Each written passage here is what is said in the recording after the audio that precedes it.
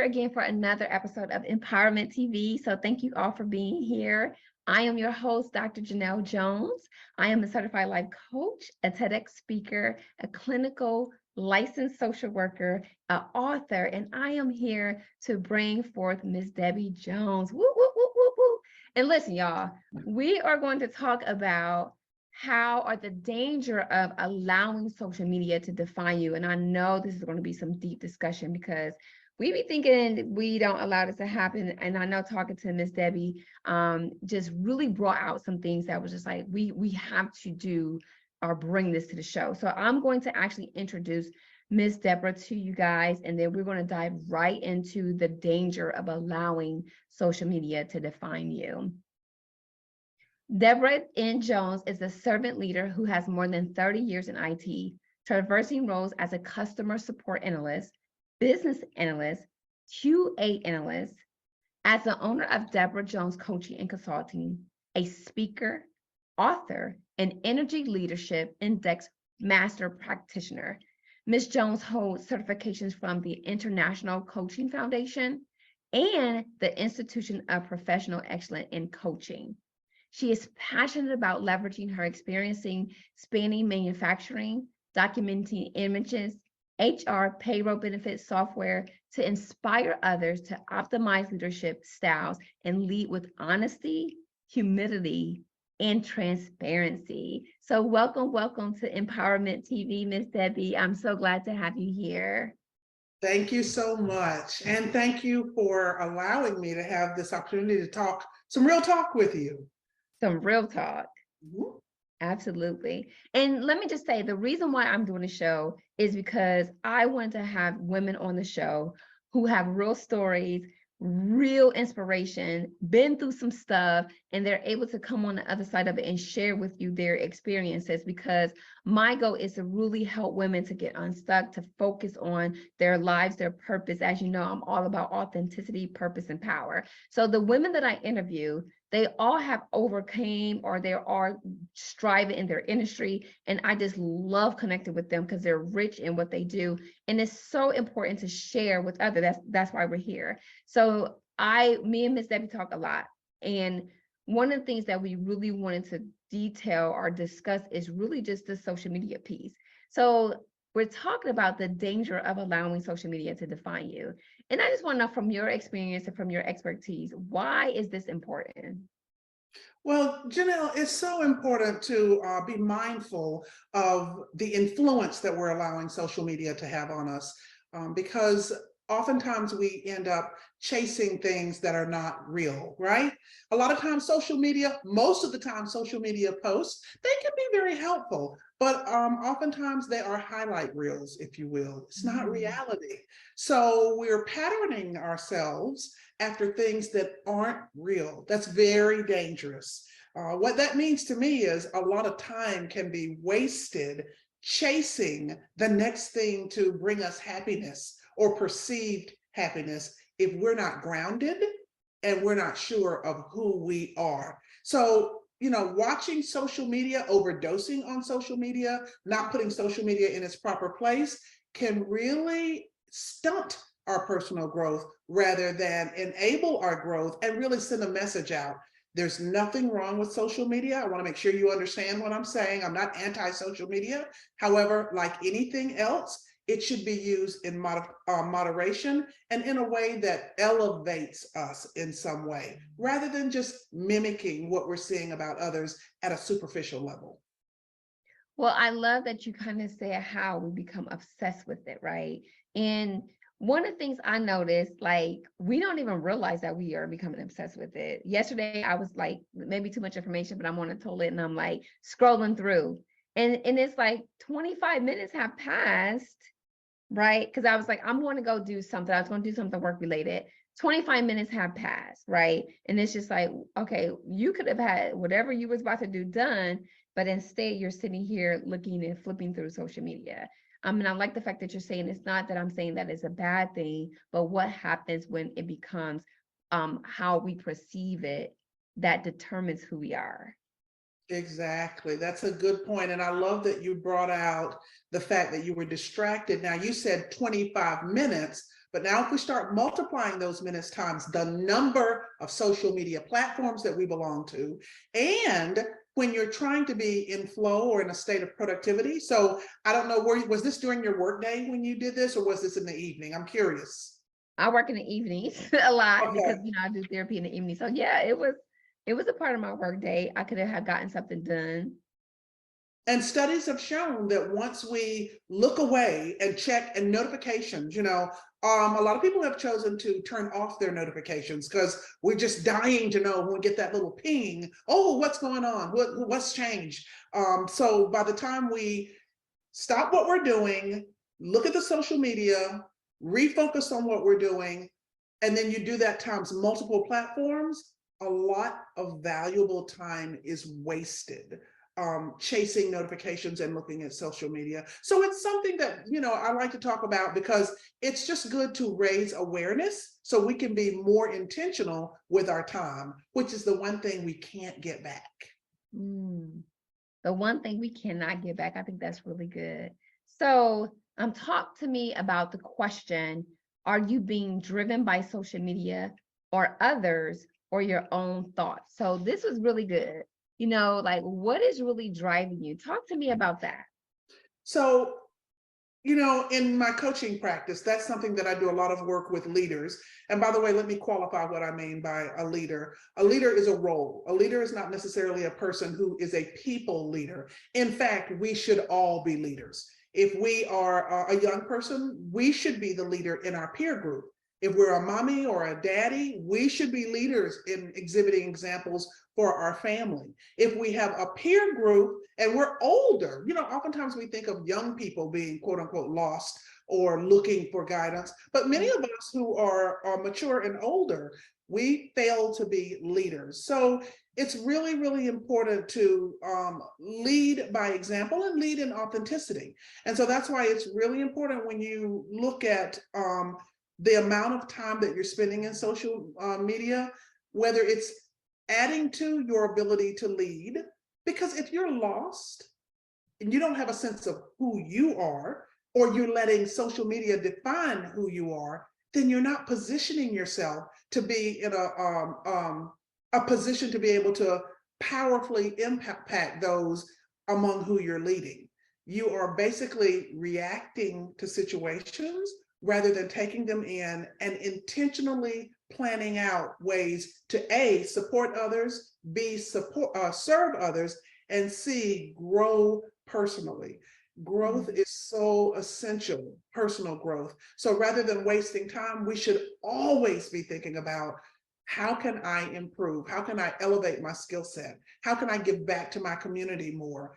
How can I be a better person in terms of the quality of information I'm taking in? And how is that going to help me grow as a person?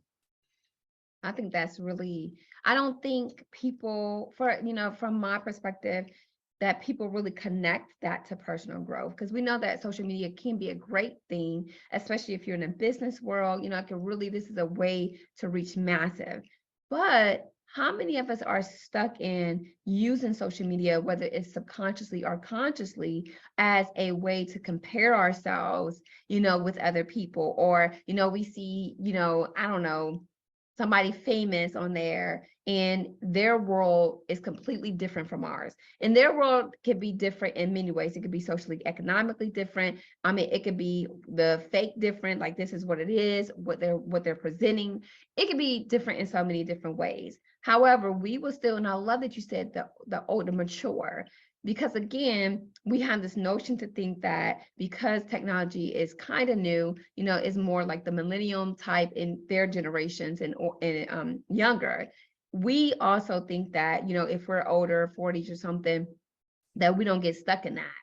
But it has become such a trend. Actually, my husband the other day was reading an article about TikTok and how their filters are making, they make you look young. Filters on Instagram and, filters on TikTok make you look exceptionally young. This lady, like, it was a different, like her lips got big. I mean, she looked very young. One lady was literally crying because she forgot how young she looked.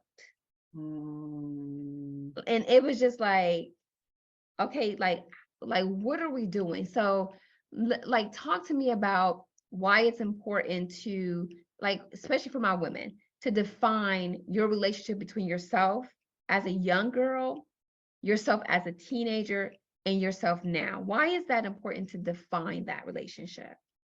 Well, Janelle, it's really important because essentially we're all the summary of our past experiences. Where we are today is a direct result of where we came from, who we were, because that has been the driving narrative in our head. It's all about the narrative and where we are in that narrative.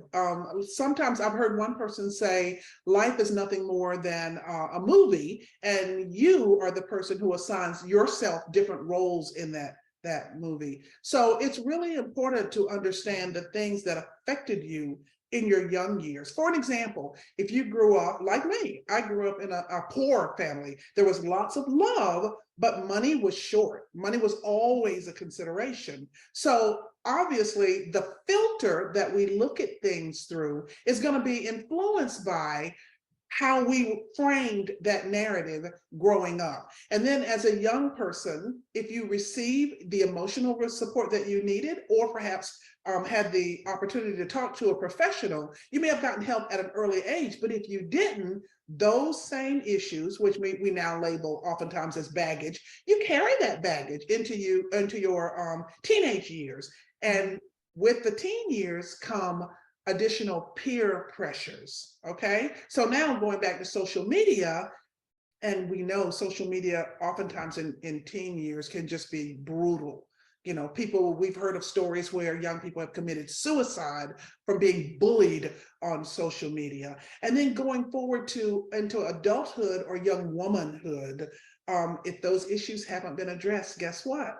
When we become a wife, when we become a mom, when we become a manager, when we become a VP, when we become a COO, managing principal of our own company, no matter what the extrinsic motivation is, okay, now we're making a lot of money. The intrinsic issues are still there until they're addressed. So it's very important to understand the relationship between who you were in your early years, who you were in your teen years, and who you are after completing your formal education and entering into the working world. Because the long and the short of it is, if that little girl inside of you hasn't been helped to deal with the trauma perhaps that she's experienced as a child, those same traumas are there. The only difference is the triggers may change.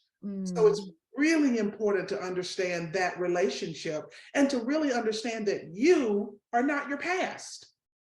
We suffer things in the past. It's unfortunate, but at some point, Janelle, we get to that fork in the road where we have to make a decision. Am I going to be a victim and stay that little girl, or am I going to acknowledge the hurt and the pain, push through it, and use that as a platform, which I talk about a lot about in my upcoming book.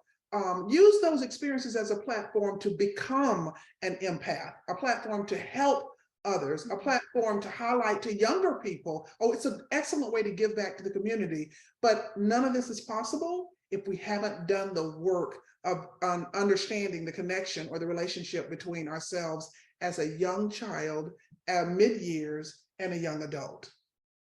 I love that. And I do want you to tell us more about your journey. Like you mentioned, like, you know, this is how I grew up. I grew up poor. Tell us more about like your journey, because how did that help you to like identify, okay, this is a whole process? Okay, so Janelle, as a young girl here in the Atlanta area, I grew up in a pocket, if you will, an area where there were just a very few minorities. Let me go back a little bit. So both of my parents were born in the 1920s. And that's significant because they were born in a time where there was no such thing as Black Lives Matter. They dealt with a lot of racial oppression, a lot of racial oppression. So, and they were not, you know, in those days, older people just kept the peace. Okay, so now fast forward, I'm a little girl. My parents had 11 children, 6 boys and 5 girls. So as I mentioned earlier, money was not prevalent. They come from a mindset of A, scarcity, and B, quite frankly, oppression. So speaking up for yourselves was not something that Black people did in those days, and they passed that on to us, to their kids. So in the 1960s, I was a little girl, and we lived in this area that was submerged in a white. It was all white, very well educated, very wealthy people. So now off I go. I'm raised in a home with nothing but love. My parents weren't perfect, but they did a lot of things right. I was not taught to hate. I was not taught about racial prejudice. I only knew love, having a lot of brothers and sisters. They were my primary playmates. So off I go to school. And here I am submerged in a situation where no one else looks like me, no one else talks like me. It was it was like jumping into a ice water bath almost. It was shocking. And the part that was shocking for me was not so much that they weren't like me, but it was how much effort was putting into letting me know I wasn't like them. Wow. I had different packaging, if you will. I looked different. And they, just like I was a product of my parents, my peers were a product of their parents. So they didn't like Black people oftentimes, and they tell me they had no idea why, in all fairness to them. So growing up as a young person, you can imagine the hurt and the feelings of being inferior. Just one example. We'd come back from summer vacation every year. And so my vacation was playing with my brothers and sisters, eating peanut butter and jelly sandwiches, running around. And we lived on a very, very large piece of land that was very safe. So we'd leave home early in the morning and play and come home and have our snacks, and always farm to table cooking. My parents had a big garden every year. That was my summer. When I would go to school and the teacher would say, "Tell us about your summer vacation," here's what I would hear from my peers. Well, we went to Hawaii. Oh, my family went to Europe. We spent a lot of the summer in our beach house. So the narrative that started to play in my head was, wow, I'll never have those things. My parents don't have money. Wow, what is it like to travel? I'll never be able to travel. Wow, when I grow up, if I can be rich, I can have some of the things that they had. Now, in retrospect, looking back, Janelle, what I came to realize is the material aspect of my peers' lives did very little to build character in them as a person. Wow. They had the misfortune of not being exposed culturally to other cultures, which would later affect them in life. Many were overdosing on drugs. Some of them got cars as teenagers. A couple of them killed themselves. They wrapped themselves around telephone poles. So as I got older, I began to appreciate that what I didn't have was really my secret sauce. I came to appreciate that material things don't equate to happiness, which is why social media really is an area that I'm deeply concerned about for young people, for all of us, is because so much of what you see on social media emphasizes the outside packaging, the hair, the nails, the car, the houses. But in reality, that has nothing to do with what real happiness is. Let's pass the collection plate here, because I mean, you say something that's so powerful, and I probably did not realize this. Like I knew it, like, you have something in your head, it in your head, but you don't implement it, where we try so hard to look for these external things to make us happy. I just had a conversation with my son, and he go, I just realized, like, it's me that I have to, figure out and make that happy. But how long do we search for these external fixes to make us happy? And they're going to put you on this roller coaster ride, right? Especially if your external fixes are people, because people be tripping. Let's be honest. People, and if they're not tripping, they're human. They're going to do something to make a mistake. But the fact that you were able to identify, like, okay, there's a difference here. Although we may not have these materialistic things, like, which is highly heightened on social media. Although we don't have this thing, I still have love. I still have peace. I have my family. Like those are things that matter the most, right? And this is where social media can really get us in trouble if we don't stay I guess I won't say out of it, but focus on it. Like what is your actual reason for being on it? So I love the fact that you're able to share that and overcome it and sharing great experiences. Now, why must a person assess and derive a controlled plan to their best version of themselves? And how do they do that? How do we get this assessment and plan of who our best selves are? You know, Janelle, that is a fantastic question. And there are a couple of ways that we can do that. A very simple way that we can assess and derive a control plan to be that version 2.0 of themselves is by honestly and candidly looking at how much time we're spending on social media. Time, as I mentioned before, is a resource that, and you kind of realize this as you get older, but it's one of our most valuable resources that we cannot go back and get. So very much like when you get your paycheck and you budget that paycheck, you have to pay a car note, you have to pay your utilities, you have to pay your rent. We should be doing the same thing with our time. You know, if you get paid and you just go out and buy everything you want, there is no way you're going to be able to sustain yourself. It's very much the same way with our time. We need to budget our time. What do I mean by that? Well, here's a simple way to do it. Just journal how much time we spend on social media platforms. Look at that amount of time, assess it, because then perhaps if we have issues with social media, an imbalance is going to emerge. We'll be, because we're very unaware collectively of how much time over, let's say, a week's time we spend on social media. When we look at that, then we can start asking ourselves, how much time do I spend developing myself spiritually? How much time have I budgeted to make sure that I've grown in my skill set? Regardless of what you do for a living, you can always be better. How much time do I spend developing myself as an individual? How much money do I budget to invest in me? If I have unresolved issues, if I've not been successful in making that connection with me, the little girl, me, the teenager, me, the adult, what have I done about that? Or do I just go from year to year to year? So a control plan, I would say, get a physical journal, write down where we are, ask some soul searching, honest questions, document those questions, and then revisit.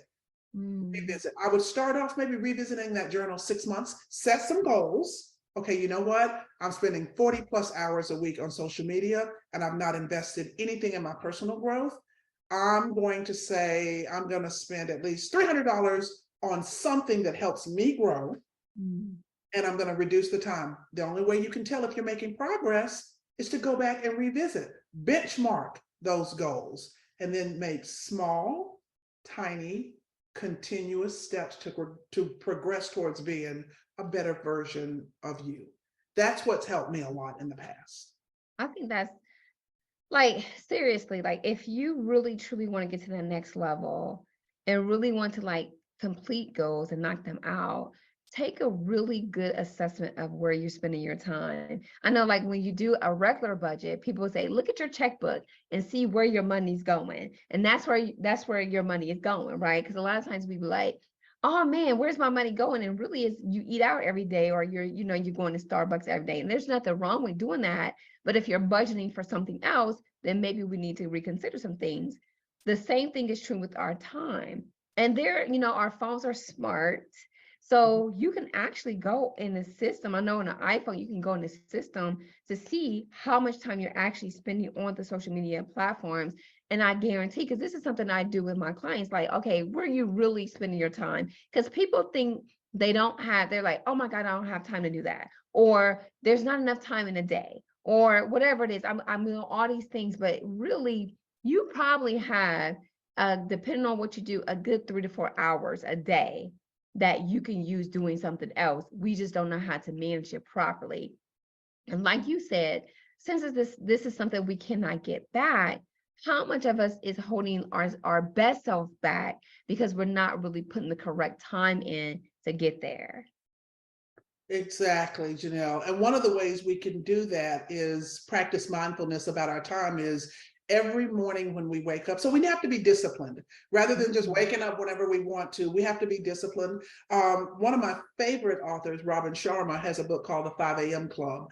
And in this book, what he proposes is first thing in the morning, there's a 20-20-20 rule where, you know, you get going physically, do some sort of exercise, and then you do some sort of meditation, and then you reflect. You know, you reflect on what went well. If you think about the last 24 hours, what did I accomplish the last 24 hours? What didn't I accomplish? Why didn't it work? If you had confrontations, if you had things that went wrong, and then use the first hour of the day to do nothing but self-improvement, journal what you want to get out of that day, and then learn from the prior day's experiences. If we just took that 1 hour a day, we'll find that we get so much more out of a day, rather than just letting the day happen to us. Proceed with intention. I really love that, because we do that. We wake up and we don't have nothing set in stone. And it's almost like we feel like we have to do, like, we can't control ourselves or our day. Like, we feel like we don't have the option, right? We don't have the option to control our life. But if you were able to get up and set a morning routine, you can be more intentional about your time and say, this is how much time I'm going to spend on social media. This is what I'm going to do on social media. And I love how you said, you know, really assess, like, what are you getting from it? You know, because some people are like, oh, I just like social media for the business aspect of it. If I didn't need it for that, I wouldn't use it. So really assess, like, am I posting, I'm about to get off social media right now, because you want people to be like, oh, what's going on, right? You know, it's those provocative or provoking posts that we subliminally put out there for one thing, and then we really want a different type of response, right? And then that's not really being honest with ourselves. So, you know, we're putting, you know, man, you know, we're subliminally talking about each other, like, man, if you was my friend, I would do X, Y, and Z. And there's so much that goes on subliminally.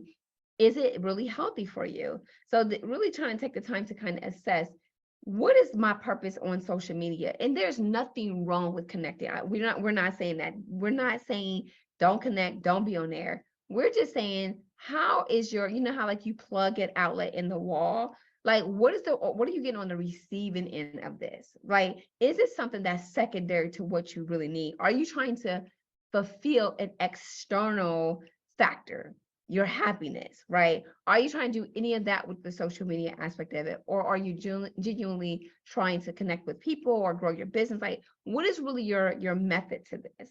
And this is where the assessment is very important. So there are two important questions you should ask yourself every time before, and I say you, but I'm going to say we should ask ourselves every time we get ready to hit the post button. And that is, what is the value of the post? And what is the purpose of the post? Mm-hmm. If we can authentically answer, the value is to serve others rather than having a good time in Cancun for the next 3 days. And what is the purpose? Is the purpose to support? Is the purpose to educate? Or is the purpose to let my friends know, ha, ha, ha, ha, ha, I'm doing this and you aren't?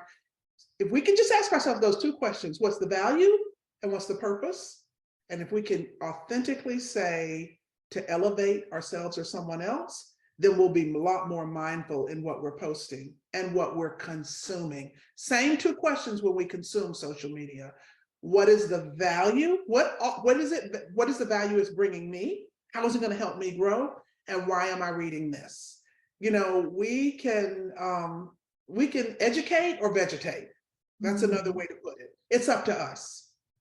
If we're vegetating, we're just taking in garbage. And when garbage goes in, garbage comes out. That's good. But if we're educating when we consume social media, now information is coming in, and guess what? Information is going to be going out. Yeah. And this brings like the whole question of being very purposeful about social media, right? Like, being purposeful when you're doing these things, which could eliminate some of your wasted time activities that you're doing on there. But let me go see what my ex is doing. Girl, he ain't checking for you.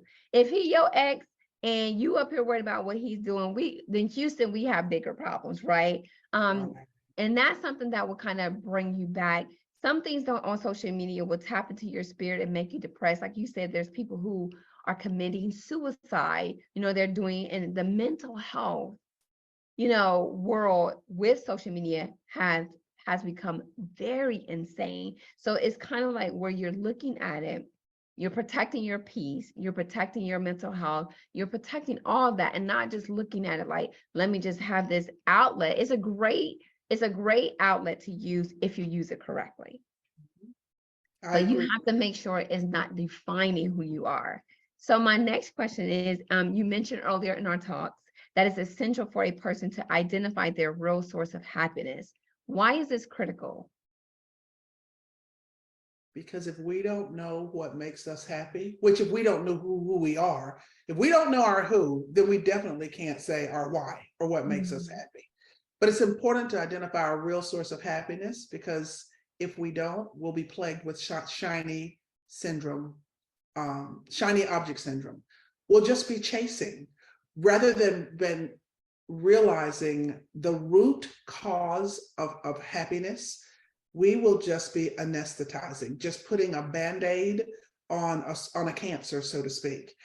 We have to realize our real source of happiness, which, by the way, are typically things that are not related to money, not related to the physical manifestations that we see on social media. The birth of your first child, watching the words your first child speaks, the last moments that you shared with someone that you loved that was dying of a terminal illness, the feeling that you had when you met the person you decided you were going to spend the rest of your life with.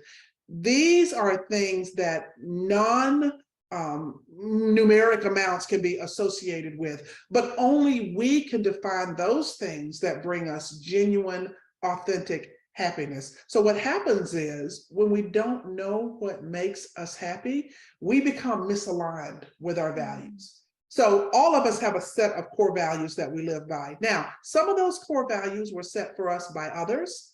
That's why it's important to do the work. There's nothing wrong with changing our core values, setting our own core values.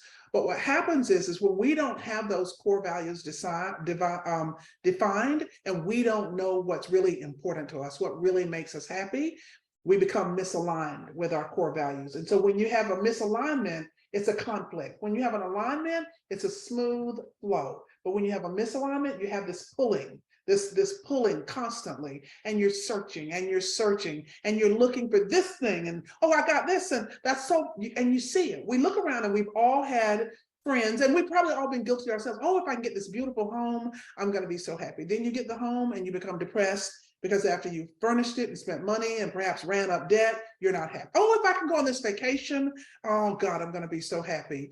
And then you go on the vacation, and then on the plane coming home, there's this emptiness.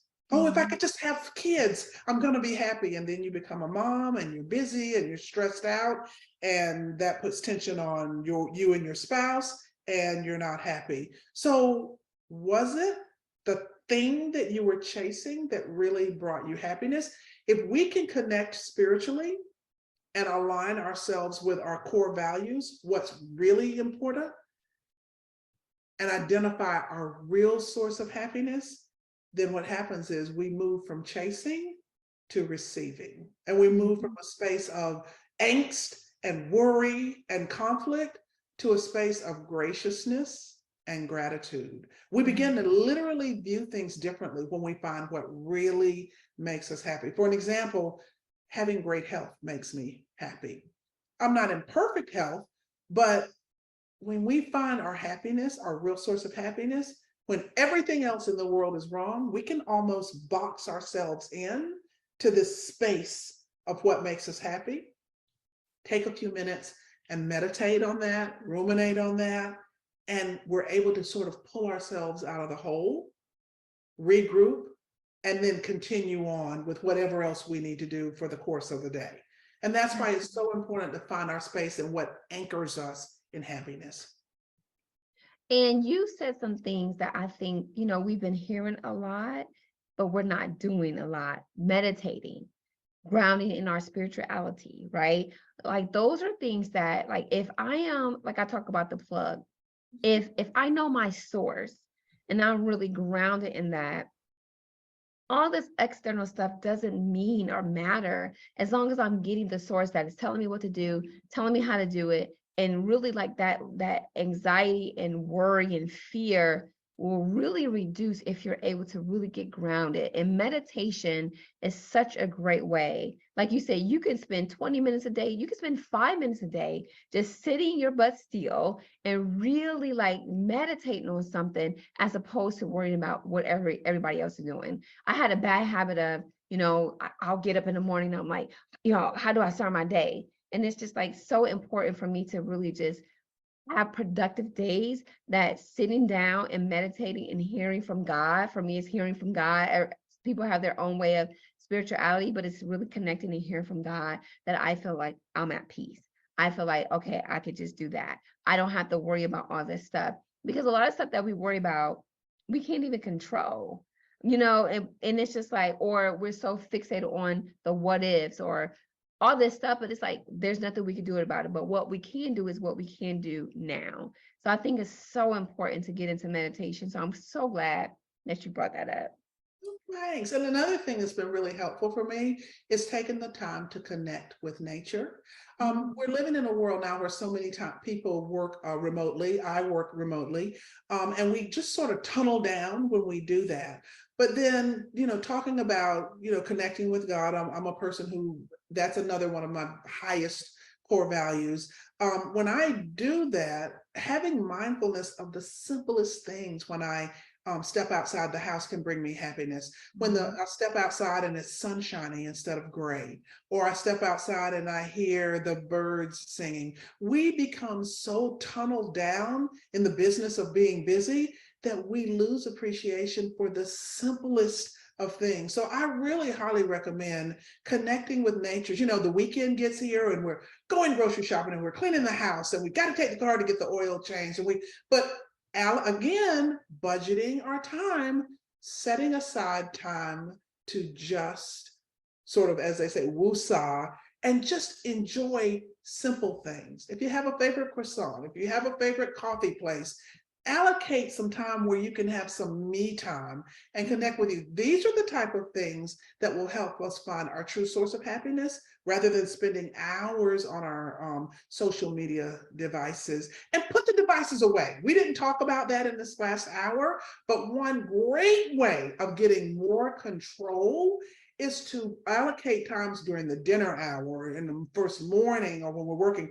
Just put the devices out of our reach, and then we're not tempted by the notifications. The world is not going to change. It's not going to go away if we decide to wait until after work or after we spent time having breakfast as a family to check into social media. So that's another way, connecting with nature and physically removing the devices from our presence.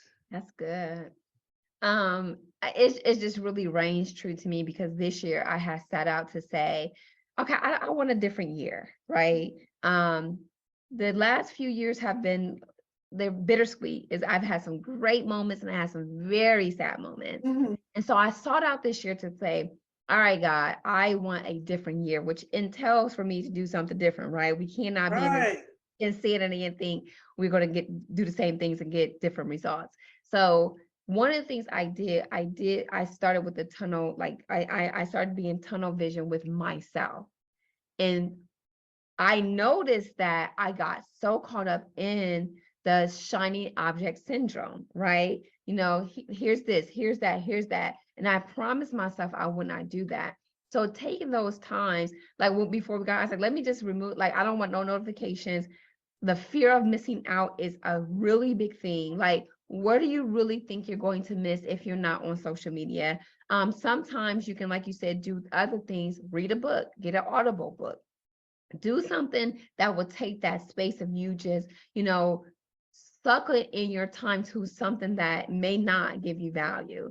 Again, we know it can give you value, but what are you doing with it is a big question. So last question, I think, because we can keep going all day.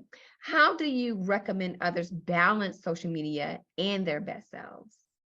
Again, I think that the first thing is just be aware. It's hard to make radical changes. So I'm not suggesting go cold turkey, because for some, social media really is an addiction. So like with any other addiction, you have to first recognize there is a problem, if in fact there is a problem. Again, nothing wrong with social media. It's just about being balanced. And so how do I recommend balancing that to be our best selves? Again, journaling, asking ourselves, do an honest and fair assessment of how much time we're spending. That's where we're going to first recognize whether there is a need to balance or whether there's an imbalance, first thing. And then ask ourselves, write it down. How am I feeding my mind? How am I feeding my soul? How am I practicing gratitude?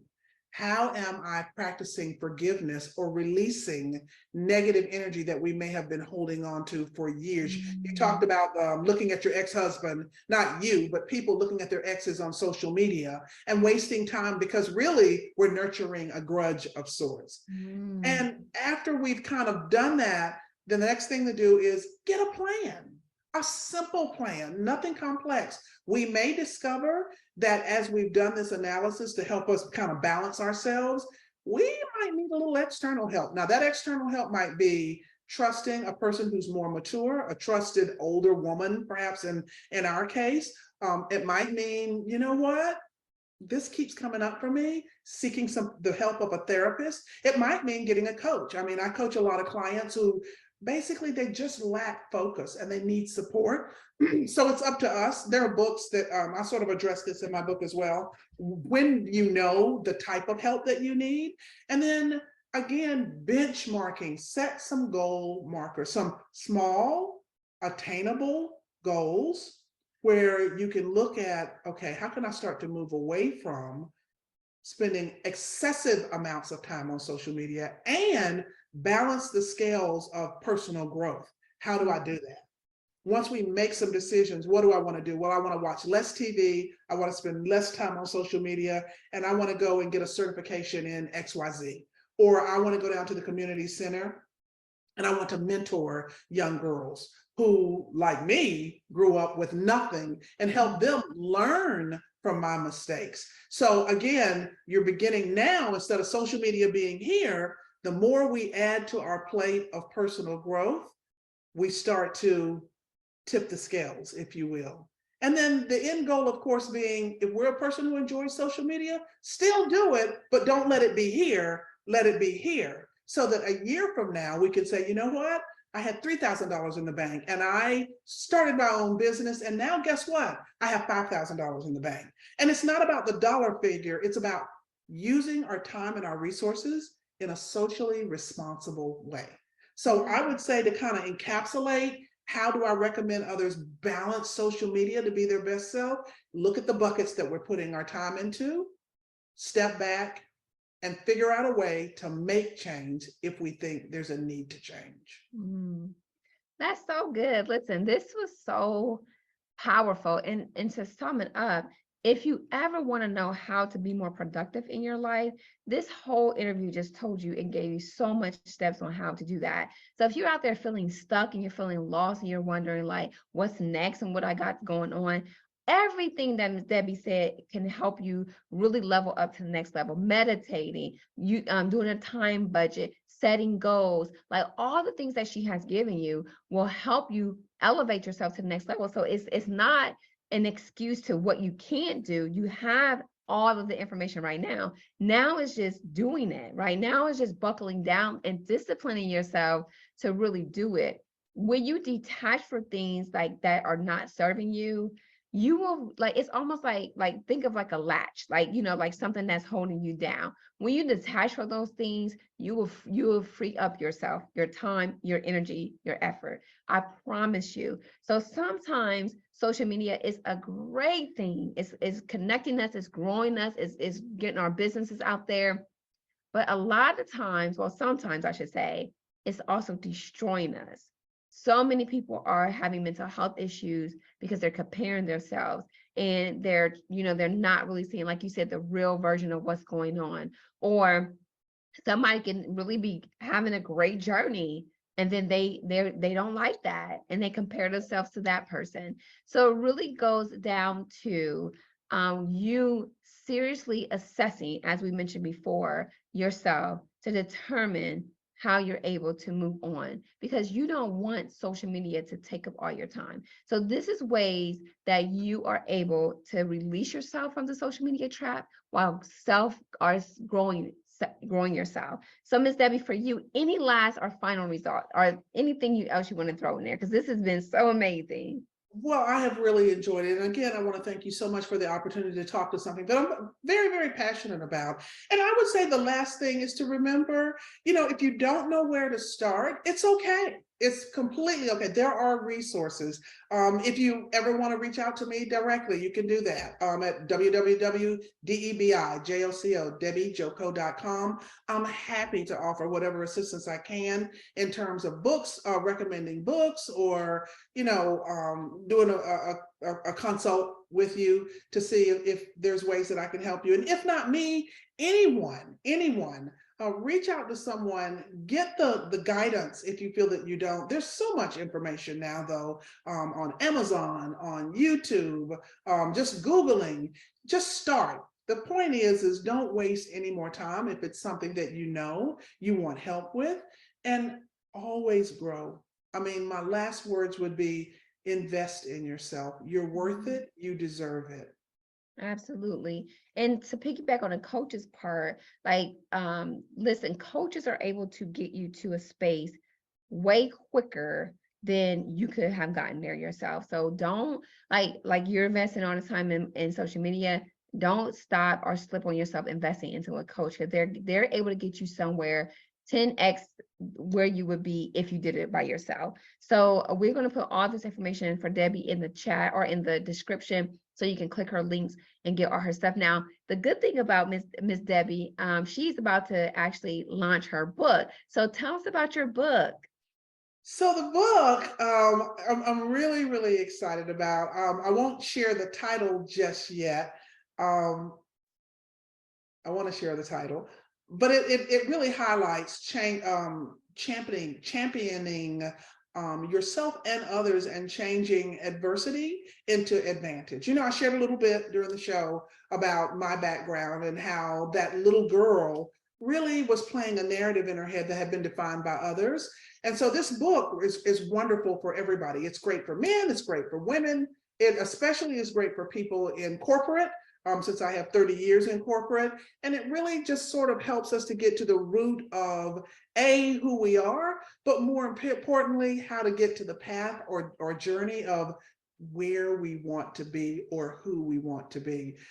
It's funny, it's engaging, it's honest, and I'm just very, very excited to release it here in the next couple of months. Listen for it, and again, invest in yourself.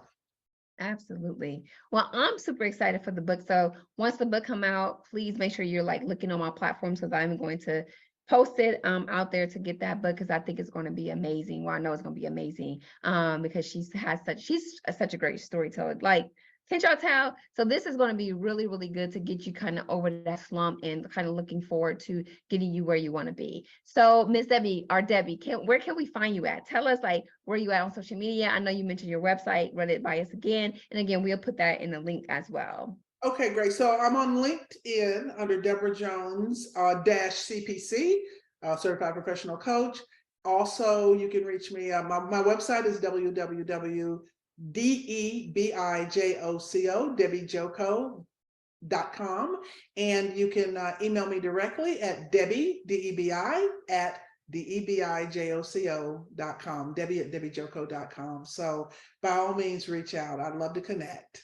Yes. Well, thank you all for watching. I'm super duper excited for this interview. Comment below. Tell me what you think. Tell us what are your struggles with social media. We'll be sure to kind of comment back or reply back. What are your struggles? What are some things that you notice about your time with social media? Comment, because we want to hear everything. So this concludes our interview with Debbie Jones. Make sure you follow her, okay? So make sure, ladies or men, if you're watching as well, that you remain true in your authenticity, your purpose, and your power. And we will see you next time.